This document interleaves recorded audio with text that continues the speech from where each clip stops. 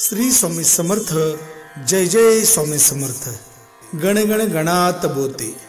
भक्तांनो, गजानन महाराज हे शेगावला प्रकट होण्यापूर्वी श्री स्वामी समर्थ यांच्याकडे अक्कलकोट येथे होते।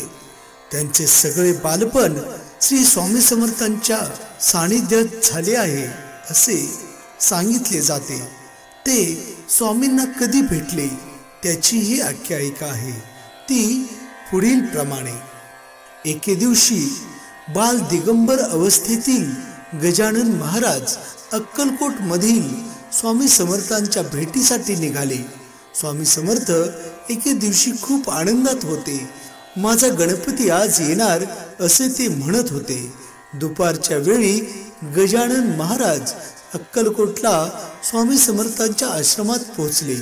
त्यावेळी स्वामी समर्थ हे आपल्या भक्तांना उपदेश करत असताना त्यांनी बाल गजानन यांना बघताच त्यांना ओळखून त्यांच्याकडे धावत जाऊन त्यांना मिठी मारली।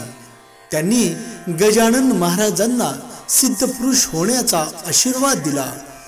गजानन महाराज श्री स्वामी समर्थ महाराजांना बाबा म्हणायचे। काही दिवस गजानन महाराज स्वामींच्या आश्रमात त्यांच्या सानिध्यात राहिले आणि श्री स्वामी समर्थांनी गजानन महाराजांना आध्यात्मिक ज्ञानाचे धडे दिले। आणि नंतर स्वामींनी गजानन महाराजांना सांगितले की तुम्ही नाशिकला जावे व तेथून शेगावला जाऊन भक्तांचा उद्धार करावा असेही त्यांनी सांगितले। स्वामींच्या आदेशानुसार गजानन महाराज नाशिकला मामलेदारांच्या भेटीस गेले। संत मामलेदारांनी गजानन महाराजांना स्वामींच्या आदेशाची आठवण करून दिली। त्यांना शेगावला जाण्यास सांगितले आणि आपला देहत्याग केला। गजानन महाराज काही दिवस नाशिकात राहिले आणि स्वामींच्या आदेशानुसार भक्तांचा उद्धार करण्यासाठी ते शेगावात दाखल झाले।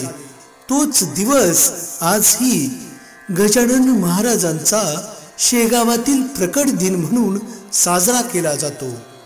हा व्हिडिओ जास्तीत जास्त लोकांना शेअर करावा आणि शक्य झाल्यास स्टेटसला ठेवावा। गण गण गणात बोते, गण गण गणात बोते। श्री स्वामी समर्थ। जय जय स्वामी समर्थ।